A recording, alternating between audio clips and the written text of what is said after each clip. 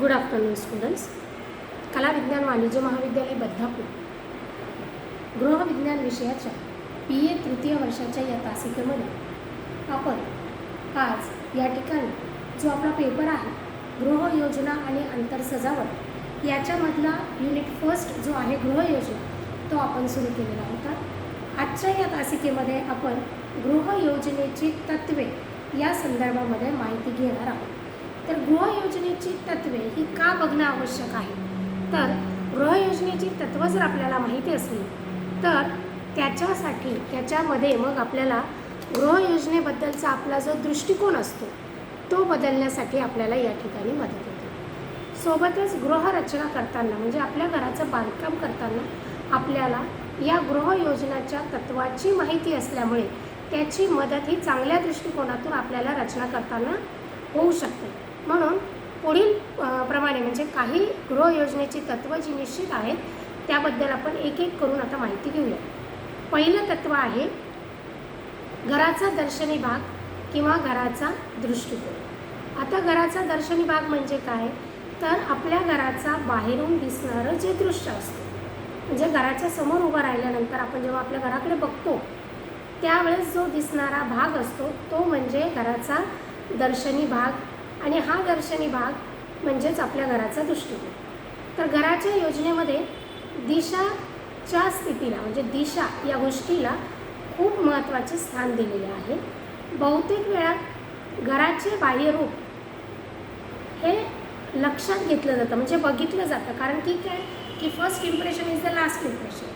अशा अनुषंगाने जेव्हा पाहतो की घर जर बाहेरून खूप सुंदर दिसत असेल तर निश्चितच प्रत्येकाला त्या घराला आतून पाहण्याची इच्छा जी आहे ती त्या ठिकाणी जागृत होत असते. आणि म्हणून घराचा दर्शनी भाग किंवा घराचा जो बाहेरचा भाग आहे तो अतिशय व्यवस्थितरित्या डेकोरेट केलेला असला पाहिजे, कारण त्याचं महत्त्व त्या ठिकाणी त्या गोष्टीला दिलेलं आहे. बहुतेक वेळा काय होतं की घराच्या बाह्यरूपतेकडे म्हणजे बाह्य भागाकडे लक्ष दिलं जात नाही किंवा कधीकधी खूप जास्तीचं लक्ष देखील त्या ठिकाणी दिलं जातं. याचा विचार केला जातो. घर बाहेरून कसे दिसेल त्याच्यानुसार कल्पकतेने आणि विविधता जी आहे ती त्या ठिकाणी निर्माण करण्याचा प्रयत्न केला जातो, कारण त्या एरियामध्ये किंवा आपल्या आजूबाजूच्या पेक्षा वेगळ्या स्वरूपाचं बाह्यरूप जे आहे किंवा दर्शनी भाग जो आहे आपल्या घराचा तो असला पाहिजे असा हा प्रत्येक माणसाचा दृष्टिकोन असतो. परंतु सौंदर्य निर्माण करण्याच्या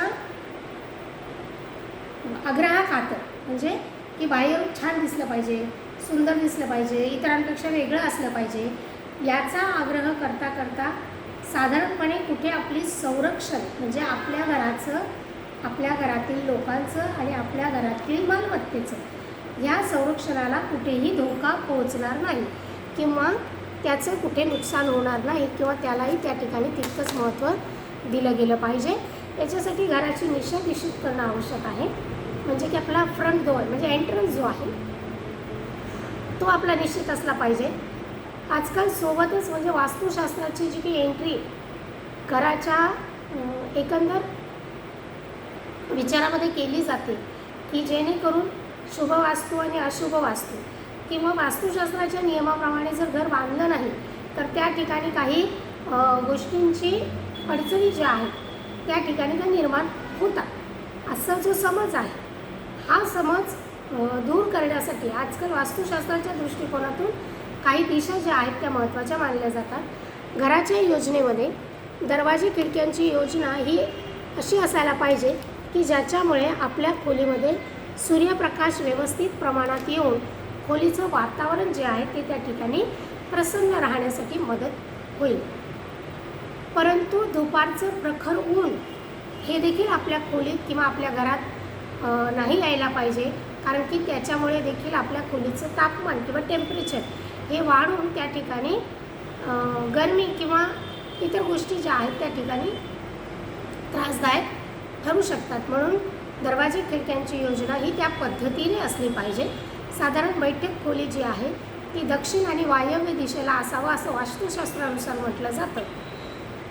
दारे खिडक्या ह्या समोरासमोर असाव्यात की जेणेकरून वायुविजनाला म्हणजे हवा खेळती राहण्याला आणि प्रकाशाची पुरेशा प्राप्तीसाठी समोरासमोरील दरवाजे खिडक्या ह्या ज्या काही गोष्टी आहेत ह्या त्या ठिकाणी मदत करू शकतात. सकाळचे कोवळे ऊन येण्यासाठी स्वयंपाक खोली ही साधारणपणे पूर्व दिशेला असली पाहिजे. पश्चिम दिशेला झोपण्याची खोली असावी, कारण पश्चिमेकडून येणाऱ्या हवेमुळे खोलीतील हवा जी आहे ती खेळती राहते किंवा ती खोली जी आहे ती हवेशीर त्या ठिकाणी राहत असते. हवा आणि प्रकाश या दोन्ही बाबी महत्त्वाच्या असल्यामुळे, कारण की व्यक्तीच्या शारीरिक आरोग्यासाठी हवा आणि प्रकाश या दोन्ही गोष्टी खूप महत्त्वाच्या आहेत आणि त्याच्यामुळे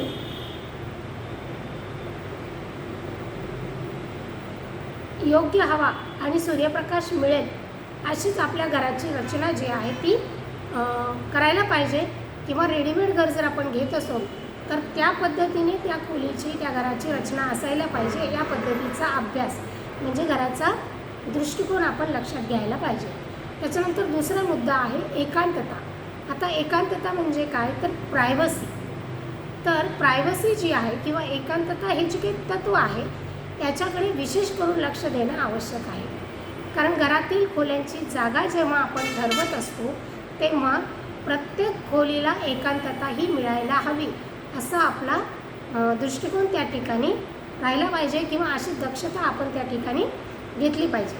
आता ही एकांतता लक्षात घेतली नाही तर घराची मांडणी ही गैरसोयीची होऊ शकते किंवा त्याचा जेव्हा आपण उपयोग घेतो त्या खोल्यांचा किंवा राहण्यासाठी जेव्हा आपण त्या ठिकाणी जातो तेव्हा आपल्याला त्या ठिकाणी जे एकांततेच्या बद्दल जी गैरसोय निर्माण होते किंवा गैरसोयीला जो सामना करावा लागतो तो साधारणपणे जर आपण एकांतता या तत्त्वाचा विचार केला तर नंतर आपल्याला ही गोष्ट करावी लागणार नाही. घरासाठी एकांतता ही 2 प्रकाराने साधली जाते किंवा 2 प्रकारची असते. पहिलं म्हणजे घरातील खोल्यातील व्यक्तींसाठीची एकांतता आणि दुसरं म्हणजे घराला बाह्य वातावरणापासून मिळणारी एकांतता. या 2 प्रकारच्या एकांतता आपल्या घरामध्ये साधणं हे आवश्यक असते. घरातील बाहेरच्या खोलींची रचना ही अशी असायला हवी की एका खोलीतील व्यक्तीचा दुसऱ्या खोलीतील व्यक्तीला म्हणजे त्याच्या कामाचा, त्याच्या वाचनाचा किंवा त्याच्या एकंदर कार्याचा त्रास जो आहे तो दुसऱ्या खोलीत बसणाऱ्या व्यक्तीला उद्भवणार नाही अशा पद्धतीने खोल्यांची रचना ही असली पाहिजे. घरातील प्रत्येक खोलीला एकांतता ही मिळाली पाहिजे आणि त्याप्रमाणे खोलीतल्या खिडक्या दारे यांची रचना ही अशी केली पाहिजे की त्याच्यामुळे त्यांची एकांतता जी आहे ती साधता येईल, ती भंग पावणार नाही. पार्टिशन किंवा पडदे लावून देखील ही एकांतता साधली जाऊ शकते किंवा साधता येते.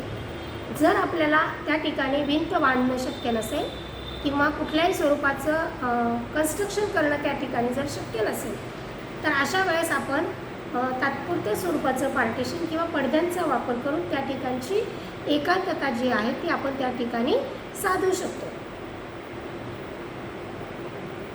बाह्य वातावरणापासून एकांतता मिळवण्यासाठी घराच्या दर्शनी भागात असलेल्या ज्या खिडक्या दरवाजे आणि खिडक्या आहेत या प्रवेशद्वाराची योजना अशी असावी किंवा अशी करावी की ज्याच्यामुळे रस्त्यावरून जाणाऱ्या माणसांना घरातले दृश्य जे आहे ते दिसू नये आणि याचा फारसा त्रास जो आहे तो खोलीत असणाऱ्यांना किंवा घरात असणाऱ्यांना होऊ नये म्हणून साधारणपणे कुंपण भिंती ज्या आहेत म्हणजे कंपाऊंड वॉल्स ज्या आहेत त्या बांधल्या जात असतात. त्याच्यामुळे आपल्याला आपल्या घराला एकांतता प्राप्त होत असते. बाहेरच्या वातावरणाचा फारसा त्रास जो आहे तो आपल्या घराला उद्भवत नाही. रचना अशी असायला पाहिजे की बाहेरच्या व्यक्तीला घरातलं दिसणार नाही परंतु घरातल्या व्यक्तीला बाहेरचं दृश्य हे सहज दिसायला पाहिजे. ही गोष्ट एकांततेच्या दृष्टिकोनातूनही महत्त्वाची आहे आणि संरक्षणाच्या दृष्टिकोनातूनही देखील महत्त्वाची आहे. म्हणून बाहेरच्या माणसाला आपल्या घरातलं नको दिसायला किंवा नाही दिसायला पाहिजे परंतु आपल्याला मात्र बाहेरचं दिसायला पाहिजे की जेणेकरून आपल्या एकांततेसाठी आणि आपल्या सुरक्षिततेसाठी ह्या दोन्ही गोष्टीसाठी ही गोष्ट महत्त्वाची असते. त्याच्यानंतर तिसरं तत्त्व आहे खोल्याचे एकत्रीकरण म्हणजे ग्रुपिंग ऑफ रूम्स. तर खोल्याच्या जी उपयोगिता आहे, म्हणजे आपली खोली कोणत्या कामासाठी उपयोगात येणार आहे, तर खोल्याच्या उपयोगितेनुसार खोल्यांची मांडणीही केलेली असली पाहिजे, म्हणजे त्या पद्धतीने त्याचा बंच तयार केला पाहिजे.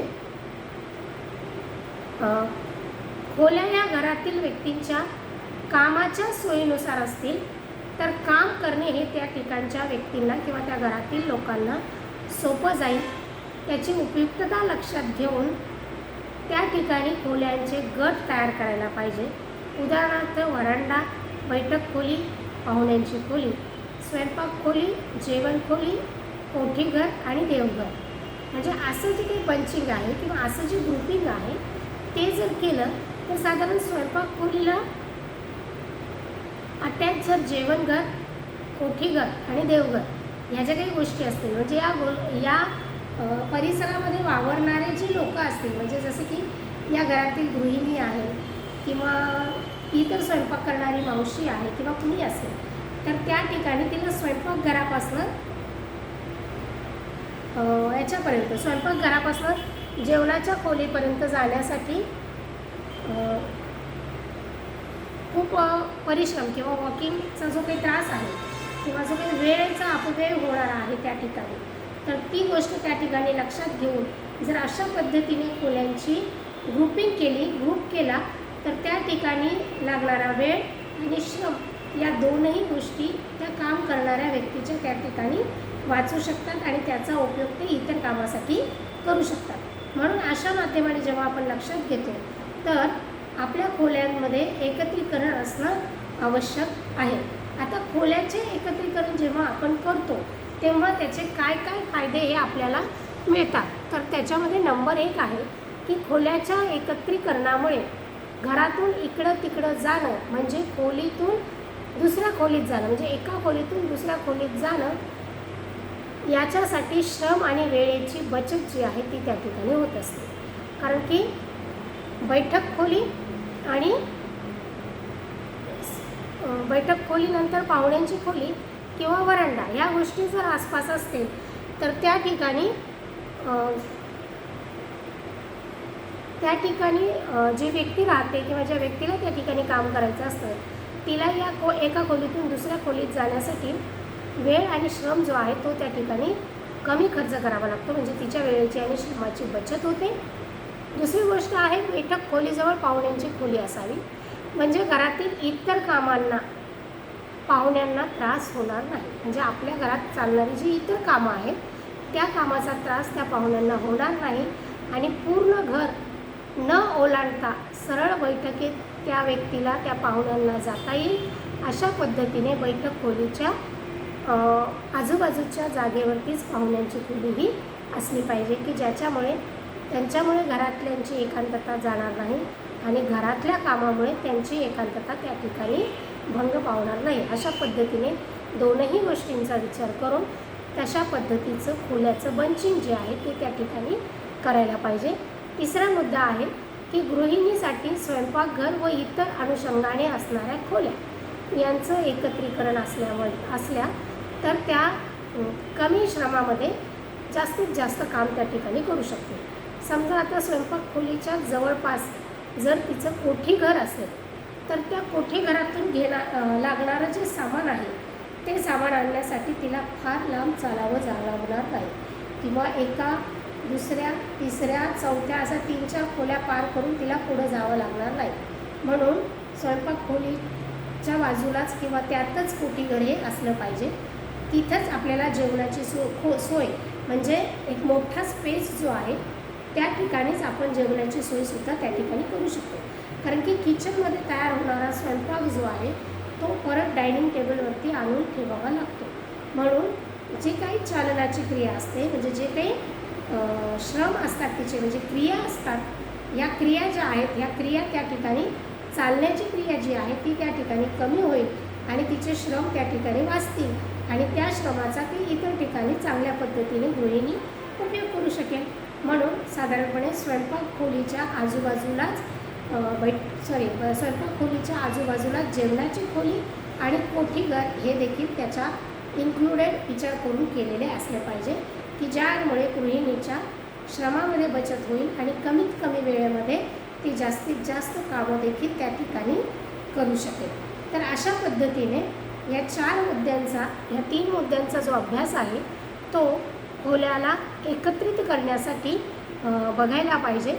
एकंदर खोलीतील जे कार्य आहे, खोलीची जी उपयोगिता आहे, कुटुंबातील जी सदस्यांची संख्या आहे, त्यांचं वयोगट आहे, या सर्वांचा विचार करून खोल्यांचे एकत्रीकरण करायला पाहिजे. म्हणजे सगळ्याच गोष्टींचा, म्हणजे सगळ्याच गोष्टींचा विचार करून त्या ठिकाणी त्या अनुषंगाने खोलीचं एकत्रीकरण हे करता आलं पाहिजे किंवा करायला पाहिजे. त्याच्यानंतरचा मुद्दा आहे प्रशस्तपणा. आता प्रशस्तपणा म्हणजे काय, तर खोलीचा प्रशस्तपणा हा जो आहे हा खोलीच्या आकारमानावरती अवलंबून असतो. कमीत कमी जागेत व्यवस्थित सामान ठेवून खोलीत मोकळा भाग ठेवणं या ठिकाणी महत्त्वाचं असतं.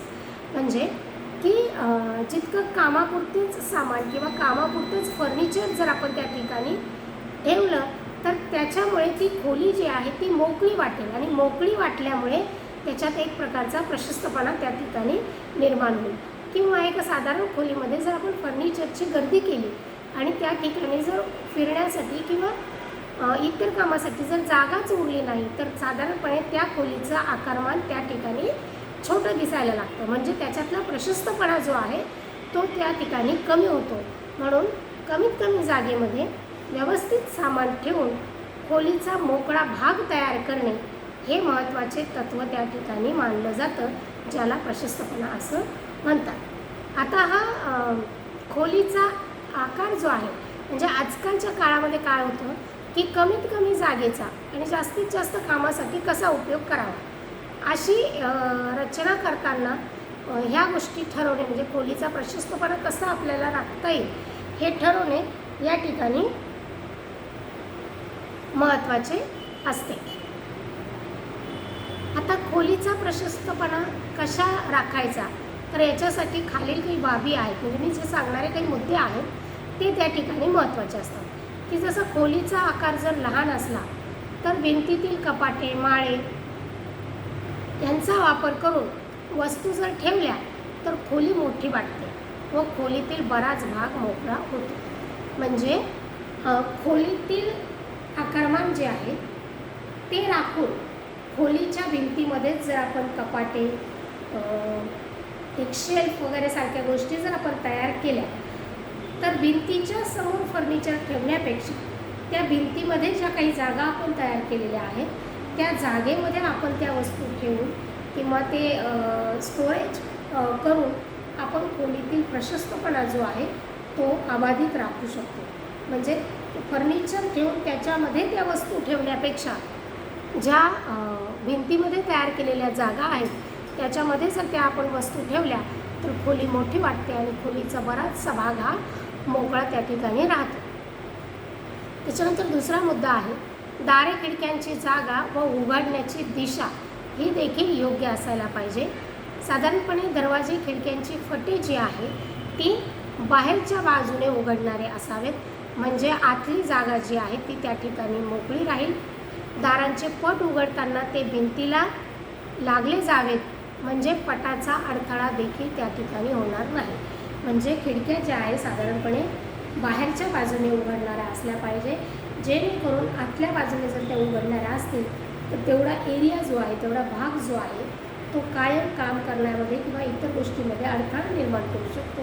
म्हणून जर बाहेरच्या बाजूने उघडणाऱ्या खिडक्या असतील तर त्याचा कुठल्याही स्वरूपाचा अडथळा जो आहे तो आतमध्ये, खोलीच्या आतमध्ये निर्माण होत नाही आणि सलग असा पृष्ठभाग जो आहे तो आपल्याला वापरण्यासाठी मोकळा त्या ठिकाणी होतो.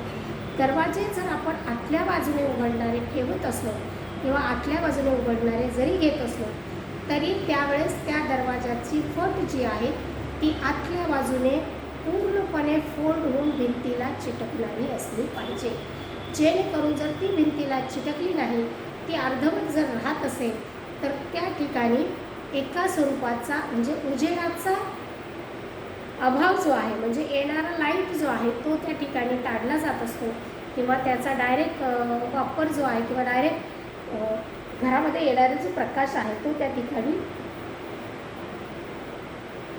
दाबला जात असतो आणि म्हणून मग त्याचा जो परिणाम आहे ती आपली जागा आटण्यामध्ये आणि शिवाय आपला उजेड जो आहे तो उजेड अडवण्यामध्ये देखील त्या ठिकाणी होऊ शकतो. म्हणून खिडक्या ह्या बाहेरच्या दिशेने उघडणाऱ्या असाव्यात, दरवाजे हे आतल्या दिशेने उघडणारे असले तरी ते भिंतीला चिटकून राहणारे असले पाहिजे, याची दक्षता त्या ठिकाणी घ्यायला पाहिजे. त्याच्यानंतर खोल्यातील फर्निचरची मांडणी ही खोल्याच्या आकारमानाप्रमाणे करावी. फर्निचरची खूप दाटीवाटी त्या ठिकाणी करू नये. अशी मांडणी करावी की खोलीत फिरणाऱ्या व्यक्तीला त्या फर्निचरचा अडथळा निर्माण होणार नाही आणि त्याच्यामुळे खोलीचा प्रशस्तपणा देखील आणखी छान पद्धतीने निर्माण केला जाऊ शकतो. म्हणजे त्याचा प्रशस्तपणा जो आहे तो वाढवला जाऊ शकतो. त्याच्यानंतर शेवटचा मुद्दा आहे की अंतर्गत सजावट ही बाब देखील या ठिकाणी महत्त्वाची आहे. घरात मांडणी अशी असायला पाहिजे की खोलीत जास्तीत जास्त जागा ही मोकळी मिळेल. सजावट करताना खोली आकर्षक दिसेल आणि अशी करायला पाहिजे की त्याच्यामुळे जास्त वस्तूंचा उपयोग या ठिकाणी करू नये, कारण की वस्तूंची जर गर्दी निर्माण केली तर त्या ठिकाणी खोलीचा प्रशस्तपणा कमी होईल किंवा प्रशस्त खोली ही वाटणार नाही. म्हणून एकंदर प्रशस्तपणाचे तत्त्व लक्षात घेऊन त्या पद्धतीने आपल्या घराची रचना किंवा इतर गोष्टींची रचना ही करायला पाहिजे. तर आपण या ठिकाणी घराचा दृष्टिकोन म्हणजे गृहयोजनेच्या तत्वांमध्ये घराचा दर्शनी भाग, एकांतता, खोल्याचे एकत्रीकरण आणि खोल्यांचा प्रशस्तपणा या 4 मुद्द्यांचा अभ्यास जो आहे तो आपण आत्ता या तासिकेत घेतलेला आहे. उर्वरित 4 मुद्दे किंवा पुढचे जे काही मुद्दे असतील ते आपण पुढच्या तासिकेमध्ये घेऊयात. तोपर्यंत धन्यवाद.